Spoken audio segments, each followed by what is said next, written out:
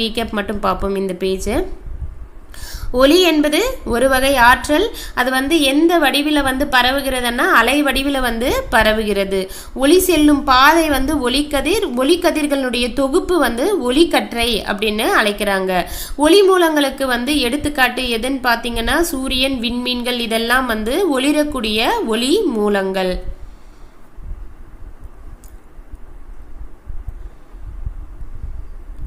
ஒளி என்பது ஒரு வகை ஆற்றல். ஒளி எப்போதும் எப்படி போகும்னா நேர்கோட்டில் போகும். ஒளி பரவுவதற்கு ஊடகம் தேவையில்லை. வெற்றிடத்தில் வழியாக கூட ஒளிக்கதிர் செல்லும்.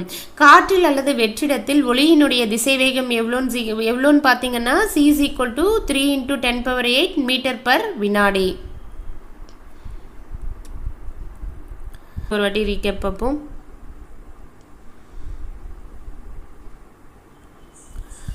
ஒளி விலகல் அப்படின்னா என்னன்னு பார்த்தீங்கன்னா ஒளிக்கதிர் ஒன்று ஒரு ஒளி புகும் ஊடகத்திலிருந்து மற்றொரு ஒளி புகும் ஊடகத்திற்கு சாய்வாக செல்லும் போது ஒளிக்கதிர் தன் பாதையில் இருந்து விலகி செல்கிறது. இப்படி விலகி செல்றதை தான் என்னன்னு சொல்றோம் ஒளி விலகல் அப்படின்னு அழைக்கிறோம். ஒளியின் திசைவேகம் அடர்வு குறைந்த ஊடகத்தில் அதிகமாக இருக்கும். அடர்வு மிகுந்த ஊடகத்தில் அதனுடைய திசைவேகம் வேகம் ஒளியினுடைய லைட்டினுடைய வேகம் குறைவாக இருக்கும். ஒளி விலகலின் முதல் விதி பார்த்தீங்கன்னா படுகதிர், விலகு கதிர், செங்குத்தாக வரையப்படும் கோடு எல்லாமே ஒரே தளத்தில் அமைந்திருக்கும். ஸ்னெல் விதி ஒளி விலகல்ல ஸ்னெல் விதி என்ன சொல்லுதுன்னா படுகோணத்தின் சைன் மதிப்பிற்கும் விலகு கோணத்தின் சைன் மதிப்பிற்கும் இடையே இருக்கக்கூடிய தகவானது ஒளி விலகல் எண்களின் தகவிற்கு சமமாக இருக்கும் அப்படின்னு சொல்றாங்க. ஒளி விலகல் எண்களின் தகவிற்கு சமமாக இருக்கும்ன்றது தான் ஸ்னெல் விதி.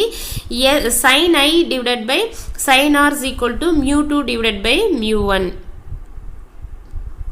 காற்றில் அல்லது வெற்றிடத்தில் ஒளியின் திசை வேகத்திற்கும் மற்றொரு ஊடகத்தில் ஒளியின் திசை வேகத்திற்கும் இடையே இருக்கக்கூடிய தகவை தான் என்னன்னு சொல்றாங்க ஒளிவிலகல் எண் அப்படின்னு சொல்றாங்க. ஒளிவிலகல் என்னன்னா காற்றில் அல்லது வெற்றிடத்தில் ஒளியினுடைய திசை வேகத்திற்கும் மற்றொரு ஊடகத்தில் ஒளியின் திசை வேகத்திற்கும் இடையே இருக்கக்கூடிய தகவு ஒளிவிலகல் எண். ஒளிவிலகல் எண் mu is equal to c divided by v.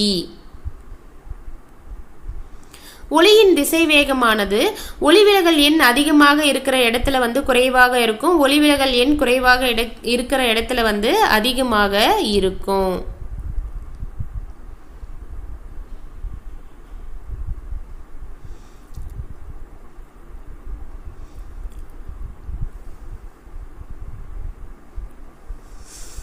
ஒற்றை நிற ஒளி மூலம்னா ஒரே ஒரு நிறத்தை மட்டும் கொண்டிருக்கும். கூட்டொளி மூலங்கள்னா பல்வேறு நிறங்களை உள்ளடக்கியது. கூட்டொளி மூலங்களுக்கு எடுத்துக்காட்டு பார்த்தீங்கன்னா சூரியன், பாதரச ஆவி விளக்கு.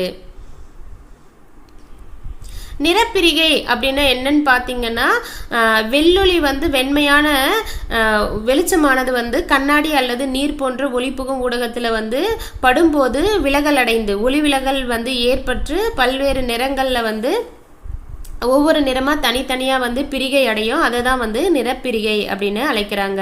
இந்த நிறங்களுடைய தொகுப்பை எப்படி அழைக்கிறாங்கன்னா நிறமாலை. இதில் என்னென்ன நிறங்கள் இருக்குன்னா விப்ஜிஆர், விஎன்னா வயலட், ஐஎன்னா indigo, B blue, G green, Y yellow, O orange, R red. So VIBGYOR நிறமாலையில் இருக்கக்கூடிய நிறங்கள் விப்ஜிஆர்.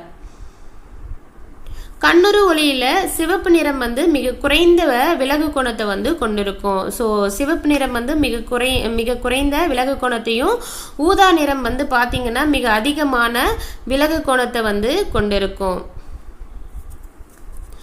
ஊதான்னா வயலட். அந்த விப்ஜிஆர்ல ஊதா ஃபர்ஸ்ட்ல வருதா அப்போ அதனுடைய விலகு கோணம் அதிகம்னு அர்த்தம். ஆர் கடைசியா வருது அப்போ அதனுடைய விலகு கோணம் குறைவு. அப்போ ஊதாவை கம்பேர் பண்ணா அடுத்திருக்கிற இண்டிகோனுடைய விலகு கோணம் ஊதாவை விட கம்மியா இருக்கும். அப்புறமா இண்டிகோவை விட ப்ளூனுடைய விலகு கோணம் கம்மியா இருக்கும். அப்படியே ஒவ்வொன்றா கம்மியாயிட்டே போறது. அப்போ மேக்சிமம் அதிகமா விலகு கோணத்தை வயலட் பெற்றிருக்கும். கம்மியான விலகு கோணத்தை கடைசியா இருக்கக்கூடிய ரெட் பெற்றிருக்கும். விப்ஜிஆர்ன்றது மறக்காம ஞாபகம் வச்சுக்கோங்க. அது ஆர்டரை பேஸ் பண்ணி விலகு கோணம் ஸ்டெப் பை ஸ்டெப்பா கம்மியாயிட்டே வருது. பார்ப்போம். ஒளி சிதறல் அப்படின்னு என்னன்னு பார்த்தீங்கன்னா சூரிய ஒளி வந்து பூமியின் வளிமண்டலத்தில் இருக்கக்கூடிய வாயு அணுக்கள், மூலக்கூறுகள் அல்லது துகள்கள், தூசிகள் மேலே பட்டு சிதறல் அடையிறத தான் வந்து ஒளிச்சிதறல் அப்படின்னு சொல்கிறோம். ஒளிக்கதிர் வந்து அது மேலே பட்டு சிதறல் அடைகிறத ஒளிச்சிதறல் அப்படின்றோம். அந்த துகள்கள் மேலே பட்டு ஒளிச்சிதறல் ஏற்படுறதால சிதறலை உண்டாக்கும் துகள் அப்படின்னு அழைக்கிறாங்க. அந்த துகளால் சிதறல் அடைகிறதால ஒளிக்கதிர் வந்து சிதறலை உண்டாக்கும் துகள் அப்படின்னு அழைக்கிறாங்க. ஒளிச்சிதறலின் வகைகள் வந்து பார்த்தீங்கன்னா மீச்சி சிதறல், மீச்சியற்ற சிதறல். மீச்சி சிதறல்னா துகள் மேலே பட்டு சிதறல் அடைந்த பிறகு அதனுடைய ஆற்றல் சமமாக இருந்தால் வந்து மீச்சி சிதறல், அதனுடைய ஆற்றல் வந்து மாறுபட்டு இருந்தால் மீச்சியற்ற சிதறல். சிதறலை வந்து வேற என்னென்ன இருக்குன்னு பார்த்தீங்கன்னா ராலே சிதறல், மீ ஒளிச்சிதறல், டின்டால் ஒளிச்சிதறல், ராமன் ஒளிச்சிதறல் வந்து இருக்கு. ஃபர்ஸ்ட்ல வந்து ராலே ஒளிச்சிதறல்னா சூரிய ஒளிக்கதிர் வந்து வளிமண்டலத்தில் இருக்கக்கூடிய வாயு அணுக்கள் மேலே வந்து பட்டு சிதறல் அடையிறத வந்து ராலே ஒளிச்சிதறல் அப்படின்னு சொல்றாங்க. வானம் வந்து ஏன் வந்து ப்ளூ கலரில் வந்து இருக்குது அப்படின்னு பார்த்தீங்கன்னா, நீல நிறம் வந்து பார்த்தீங்கன்னா அதிக அலைநீளம் கொண்ட சிவப்பு நிறத்தை விட அதிகமாக வந்து சிதறல் அடைகிறது. நீல நிறத்தினுடைய அலைநீளம் கம்மி, சிவப்பு நிறத்தினுடைய அலைநீளம் வந்து அதிகம். அதனால் நீல நிறம் வந்து அதிகமாக சிதறல் அடைகிறதால வானம் வந்து நீல நிறமாக வந்து தோன்றுது. ஆனாலும் சூரியன் வந்து காலையிலையும் ஈவினிங்கும் வந்து மறையிறப்பு வந்து சிவப்பு கலரில் தோன்றும். அது ஏன் அப்படின்னு பார்த்தீங்கன்னா, நீல நிறம்னுடைய அலைநீளம் கம்மின்றதால அது சிதறல் அடைஞ்சு ஒரு பர்டிகுலர் டிஸ்டன்ஸ்க்கு அப்புறம் இல்லாமலே போயிடும். இப்போ டார்ச் லைட்டு அடிக்கிறோன்னா ஒரு செவத்தில் அடித்தா நல்லா தெரியும். அதுக்கப்புறம் வந்து ஒரு 4 வீட்டை அடித்தா நல்லா தெரியும். அதுக்கப்புறம் அடிக்கிறோன்னா எங்கே போய் விழுது, எப்படி என்ன ஆச்சுன்னு நம்மளுக்கு தெரியாது இல்லையா, அதனுடைய வெளிச்சம் லைட்டு வந்து. அதே போல தான் நீல கலரும் சொல்கிறாங்க. சிதறல் அடைந்து அது எங்கே போச்சுன்னே தெரியல, அதாவது அது அப்படியே மறைஞ்சு போகுது. அதனால அலைநீளம் அதிகம் கொண்ட சிவப்பு நிறம் வந்து நம்மளுக்கு வந்து அந்த காலையிலையும் ஈவினிங்கும் வந்து சூரியன் மறையிறப்பும் உதயமாகிறப்பும் சிவப்பாக வந்து தெரியுது. ஏன் சிவப்பாக தெரியுதுன்னா சிவப்பு நிறத்தினுடைய அலைநீளம் அதிகம். அது மட்டும் இல்லாமல் சூரியன் வந்து அந்த உதயமாகிறப்போ மறையிறப்போ பூமியை விட்டு ரொம்ப டிஸ்டன்ஸில் தள்ளி இருப்பார், டிஸ்டன்ஸும் அதிகம்ன்றதால. அடுத்து வந்து பார்த்தீங்கன்னா மீ ஒளிச்சிதறல் அப்படின்னா என்னன்னு பார்த்தீங்கன்னா, அந்த ஒளிக்கதிர் வந்து துகள்கள் மேலே வந்து படுறப்போ அந்த துகளினுடைய விட்டமும் அப்புறமா அலைநீளத்தின் அந்த ஒளிக்கதிரினுடைய அந்த துகளினுடைய விட்டமானது படக்கூடிய ஒளிக்கதிரினுடைய அலைநீளத்திற்கு சமமாக இருக்கணும், அல்லது அதிகமாக இருந்தால் சமமாகவோ அல்லது அந்த அலைநீளத்தை விட அதிகமாக இருக்கும்போது மீ ஒளிச்சிதறல் அப்படின்னு சொல்கிறாங்க. சூரிய ஒளிக்கதிர் வருது, துகளின் மேலே வந்து படுது, அந்த துகளினுடைய விட்டமானது எப்படி இருக்கும், அந்த ஒளிக்கதிரினுடைய அலைநீளத்திற்கு வந்து சமமாக இருக்கணும், அல்லது அதிகமாக இருந்தால் அது வந்து மீ ஒளிச்சிதறல். மீச்சிதறல் எப்படி ஏற்படுதுன்னா, வளிமண்டலத்தின் கீழ் அடுக்குகளில் உள்ள தூசி, புகை, நீர்த்துளிகள் மேலே துகள்கள் வந்து பட்டு மீச்சிதறல் வந்து ஏற்படுகிறது. இந்த ஒளிக்கதிர் படுவதன் மூலமா மீச்சிதறல் ஏற்படுகிறது. மேகக்கூட்டங்கள் வெண்மையாக தெரிய என்ன காரணம் அப்படின்னு பார்த்தீங்கன்னா மீச்சிதறல் தான் வந்து காரணமாக இருக்கு. கூழ்மம் என்றது எதை சொல்லுவாங்கன்னா, பால், புகை, ஐஸ்கிரீம் மற்றும் கலங்களான நீரை வந்து கூழ்மம் அப்படின்னுவாங்க. கூழ்மம்னா மிக நுண்ணிய துகள்கள் மற்றொரு பொருளில் சம அளவில் விரவி இருப்பதை தான் வந்து என்னன்னு சொல்றாங்க, கூழ்மம் அப்படின்னு சொல்றாங்க. டின்டால் ஒளிச்சிதறலுக்கு எடுத்துக்காட்டுன்ட்டு கீழே வந்து கொடுத்துருக்காங்க பாருங்க. ஒரு கூழ்ம கரைசலில் உள்ள கூழ்ம துகள்களால் ஒளிக்கதிர்கள் சிதறல் அடிக்கப்படுகின்ற நிகழ்வு தான் வந்து டின்டால் ஒளிச்சிதறல் அப்படின்றாங்க.